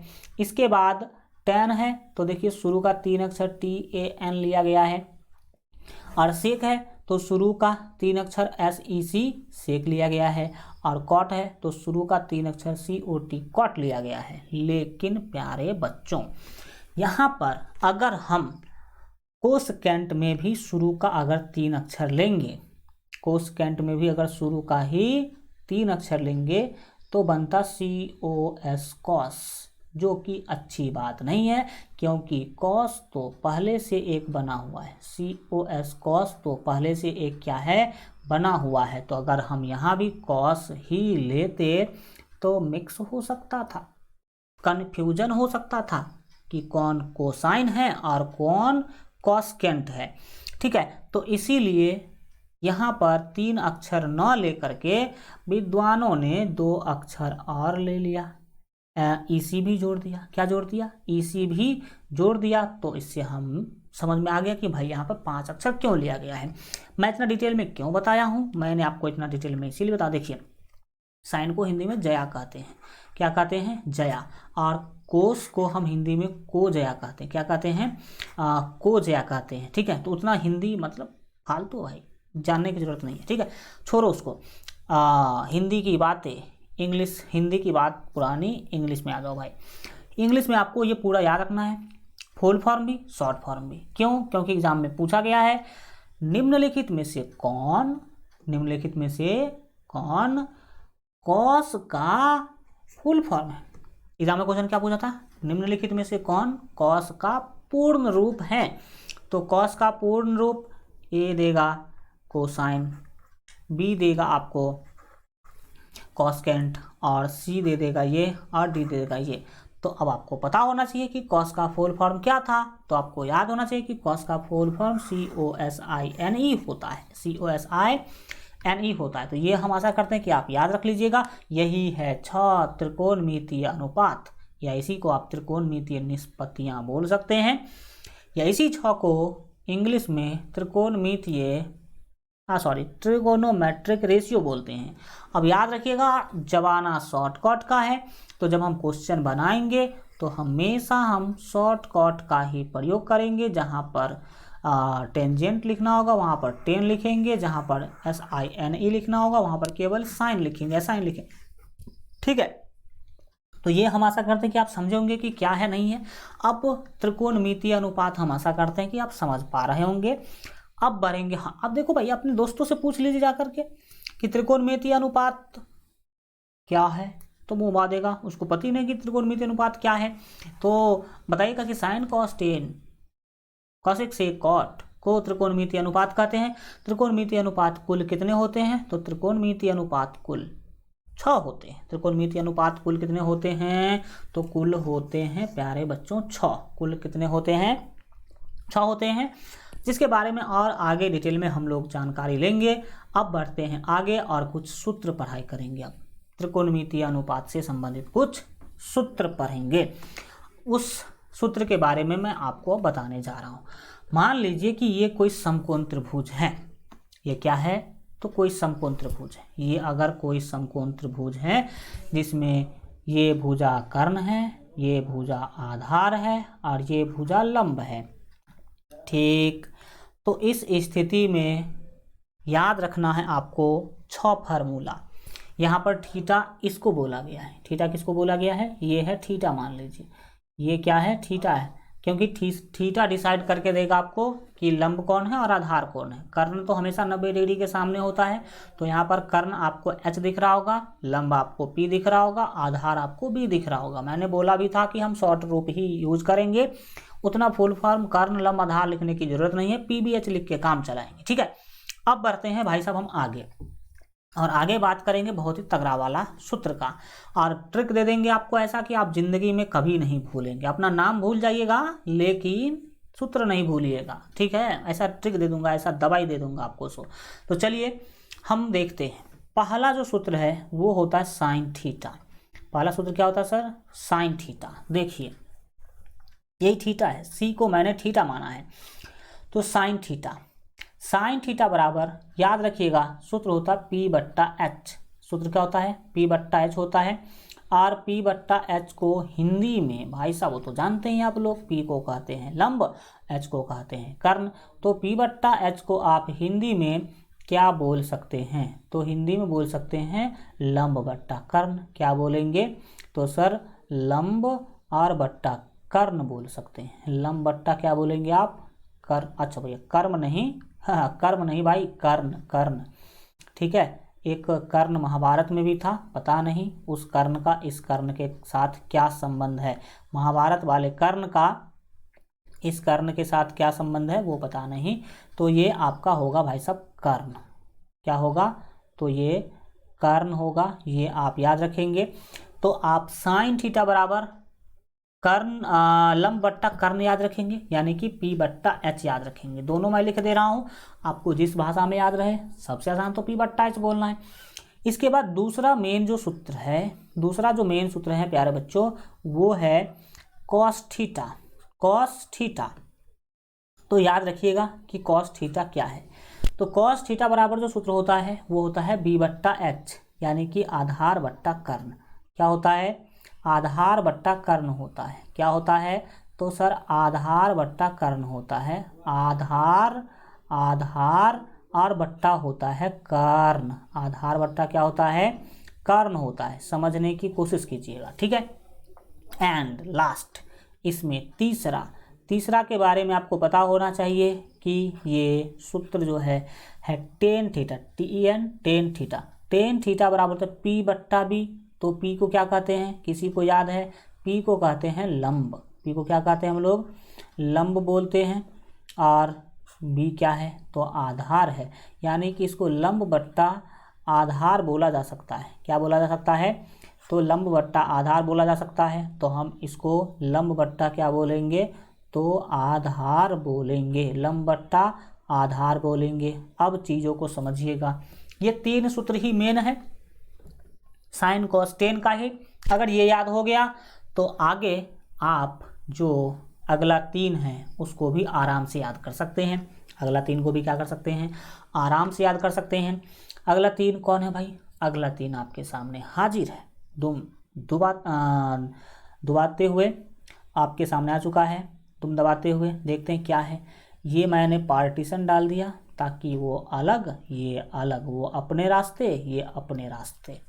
ठीक है, अब यहाँ पर समझिएगा, अगला है आपका कॉसेक थीटा। इसको हम चौथा बोल सकते हैं। क्या बोल सकते हैं? चौथा, क्योंकि 3 ऑलरेडी उधर हो चुका है। तो कॉसेक थीटा बराबर h/p होगा।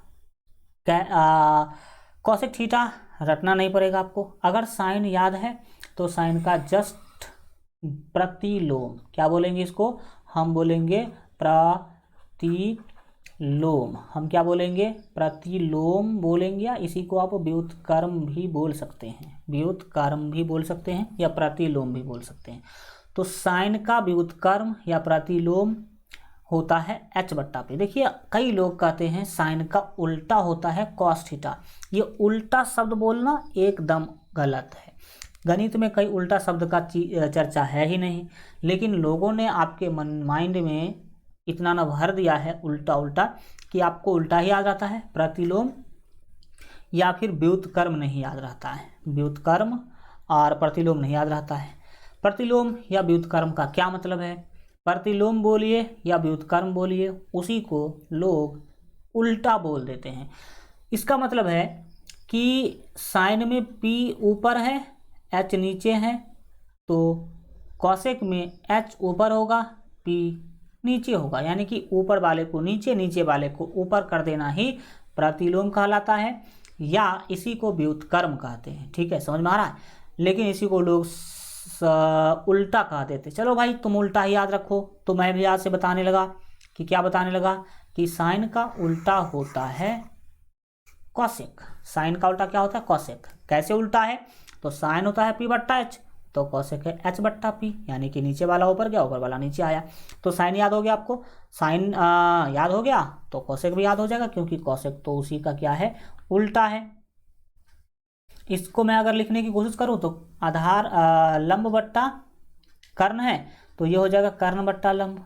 क्या हो जाएगा ये? तो ये कर्ण बट्टा आपका हो जाएगा लंब। कर्ण बट्टा क्या हो जाएगा? तो लंब हो जाएगा। यह चीज़ है। इसके बाद हम प्यारे बच्चों बढ़ेंगे जरा इससे आगे। इससे क्या बढ़ने वाले हैं? आगे बढ़ने वाले हैं।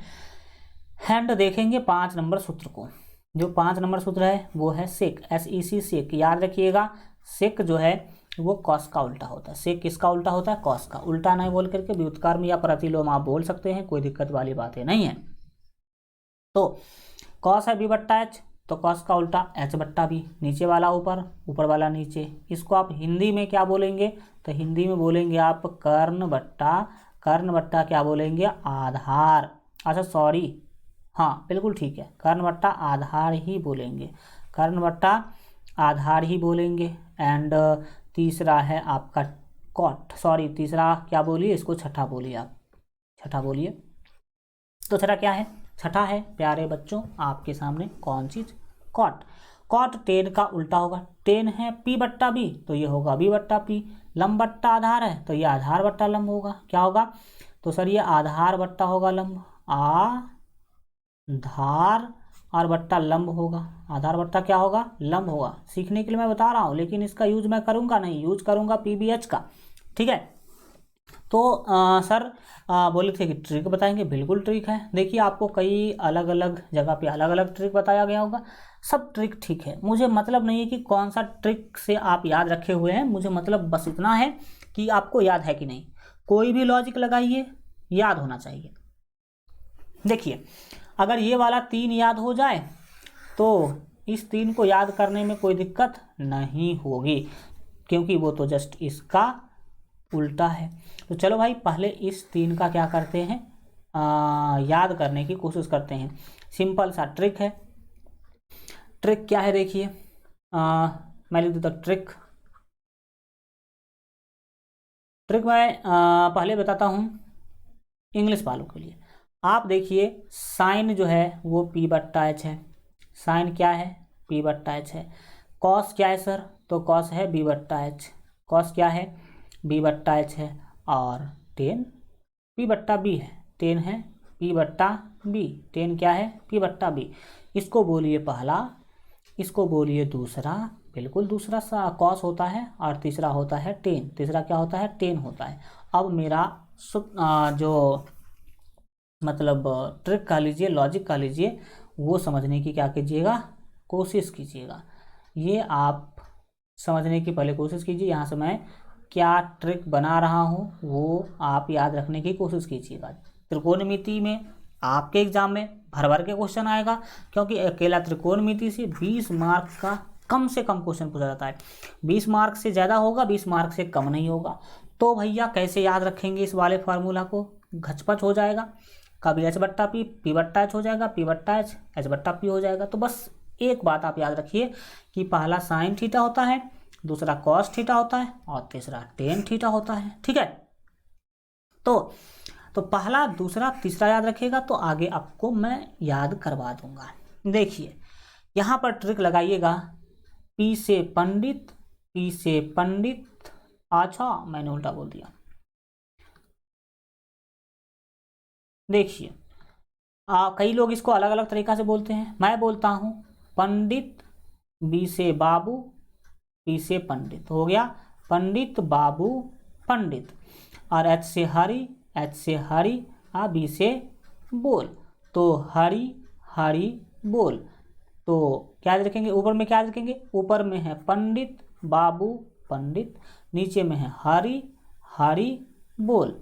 इस लोगों को इस चीज़ों को ही कई लोग क्या करते हैं, पंडित बद्री प्रसाद हरि हरि बोल भी कहते हैं। पंडित बद्री प्रसाद हरि हरि बोल, वो भी ठीक है भाई, वो भी कोई गलत चीज़ नहीं है। मैं तो गलत किसी को बताऊंगा ही नहीं।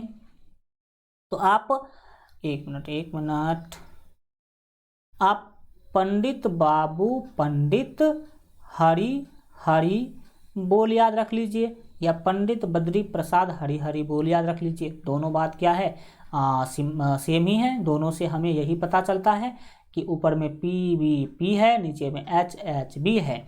ठीक है, अब जब ऐसे पता चल जाएगा तो आप कहीं भी मात्र 2 सेकेंड में ये लिख लीजिएगा, पंडित बाबू पंडित, उसके नीचे हरि हरि बोल लिख दीजिएगा। पहला पी बट्टा एच बन गया, तो पी बट्टा एच पहला का है यानी कि साइन थीटा का है। दूसरा बी बट्टा एच बन गया, तो बी बट्टा एच दूसरा है तो दूसरा कॉस का है। और तीसरा है पी बट्टा बी, तो ये टेन का है। समझ में आ गया?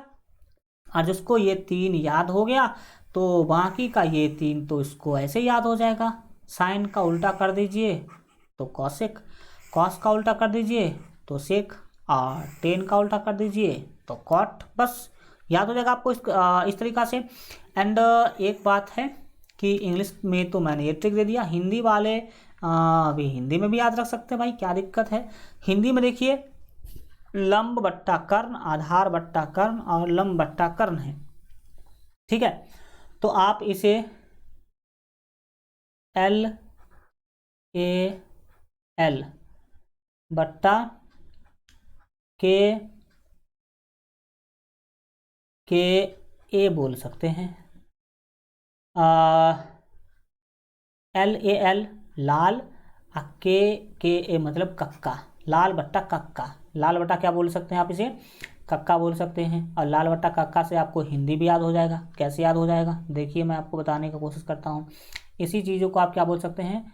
लाल बट्टा कक्का, लाल बट्टा कक्का। ठीक है,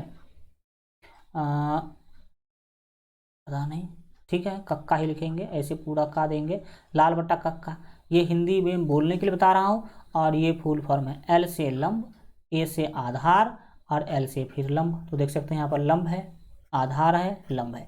नीचे में के ए मतलब के से कर्ण, फिर के से कर्ण और ए से आधार, तो कर्ण कर्ण आधार। बिल्कुल आप हिंदी भी से क्या कर सकते हैं, याद रख सकते हैं। तो ये आप सुने भी होंगे, कोई दिक्कत वाली बात है? नहीं सुने हैं तो आप सुन लीजिए। तो आपका ये ट्रिक बन के तैयार हो गया। क्या ट्रिक बना? तो ये सर लाल बट्टा कक्का, लाल बट्टा कक्का कौन किसके लिए? तो हिंदी के लिए, हिंदी के लिए। इसमें भी एल बट्टा के जो है वो साइन का होगा, ए बट्टा के यानी कि आधार बट्टा कर्ण कॉस का होगा, और एल बट्टा ए तीसरा होगा यानी कि लंब बट्टा आधार होगा। ठीक है, तो बस ये कुछ लॉजिक है जिस लॉजिक से आप इस फार्मूला को याद रख सकते हैं। बाकी इसमें कुछ बड़ा चीज़ है नहीं, इसमें और कोई बड़ा चीज़ है नहीं जो हमें लगता है कि आपको क्या किया जाए, बताया जाए।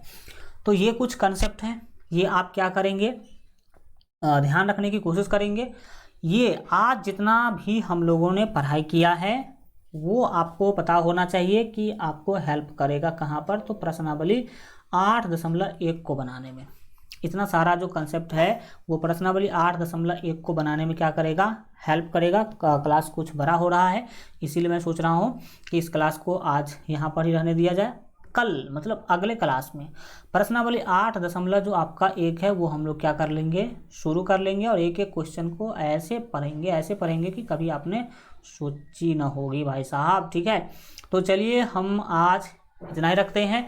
ये आज मैंने आपको सारा का सारा क्या कर दिया, कंसेप्ट बता दिया। और एक चीज़ और बता देता हूँ, जो आपको ये ना लगे कि सर कभी बोले नहीं थे, हम कभी सुने नहीं थे, क्या था नहीं था मुझे पता नहीं था, तो मैं वो आपको बता ही देता हूँ। देखिए यहाँ पर आपको दिख रहा होगा एक चीज, साइन थीटा। तो थीटा तो कोण है, थीटा क्या है, तो कोण को थीटा से सूचित करते हैं, याद रखिएगा। कोण को थीटा से क्या किया जाता है, सूचित किया जाता है। तो थीटा तो क्या है, कोण है। एंड सर साइन है त्रिकोणमितीय अनुपात, साइन है त्रिकोणमितीय अनुपात। तो साइन हो गया त्रिकोणमितीय अनुपात, थीटा हो गया कोण। और गणित में आप इससे पहले सुने हैं कि जिस दो चीज़ के बीच कुछ ना हो उसके बीच में गुना होता है। तो आप ये मत सोच लीजिएगा कि साइन थीटा जो है वो साइन और थीटा का गुणनफल है, ऐसा मत सोच लीजिएगा, ठीक है। यानी कि साइन और थीटा के बीच में कोई चिन्ह नहीं है, तो आप ये मत सोच लीजिएगा कि जिस दो चीज़ के बीच में गणित में कुछ नहीं होता है वहाँ गुना होता है। तो यहाँ पर ऐसा कोई बात नहीं है। यहाँ पर साइन और थीटा का गुणनफल नहीं है, ये त्रिकोणमितीय अनुपात साइन और थीटा का संबंध है। त्रिकोणमितीय अनुपात साइन और थीटा के बीच में क्या संबंध है, तो लंब बट्टा कर्ण का संबंध है। तो ये कोण और भुजा का संबंध हुआ कि नहीं हुआ, जरा देखो मैं आपको एक बात बता रहा हूँ, एक बात मैं आपको बता रहा हूँ, जरा आप क्या करेंगे, मेरे बातों को समझने की कोशिश करेंगे, ठीक है। इरेज ऑल नहीं ऐसी बात नहीं है। देखिए यहाँ पर आपको समझना है मेरा बात, ये साइन थीटा बराबर पी बट्टा एच क्या है, तो याद रखिएगा थीटा है कोण और पी और एच भुजा है। यानी कि त्रिकोणमितीय अनुपात के साथ कोण और भुजा का संबंध है। त्रिकोणमितीय अनुपात के साथ कोण और भुजा का क्या है, संबंध है, जिसमें अनुपात है भुजा का। अनुपात किसका है, भुजा का। जैसे पी और एच तो भुजा है और थीटा कोण है, तो त्रिकोणमितीय अनुपात साइन के साथ कोण और भुजा का ये क्या है, तो संबंध है सर जी। कोण और भुजा का क्या है, संबंध है। तो इस भ्रम में कभी भी ना रहें कि साइन थीटा का मतलब साइन गुने थीटा, कॉस थीटा का मतलब कॉस गुने थीटा, और टेन थीटा का मतलब टेन गुने थीटा। ये गुना नहीं है, ये क्या है, तो ये है प्यारे बच्चों, आपको पता होना चाहिए कि संबंध त्रिकोणमितीय अनुपात और थीटा के बीच का क्या है, संबंध है। ये आप याद रखें। और हम आज नहीं रखते हैं, जो कंसेप्ट है आज हमने बता दिया आपको, और इतना ही कंसेप्ट आपको प्रश्नावली 8.1 में काम आएगा।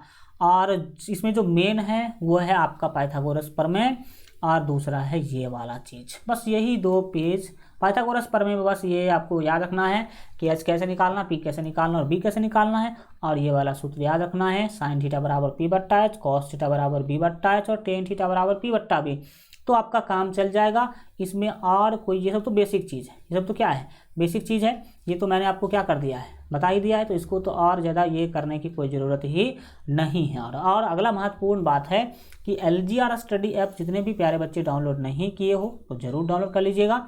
वीडियो के डिस्क्रिप्शन में लिंक मिल जाएगा, हाँ डाउनलोड करो।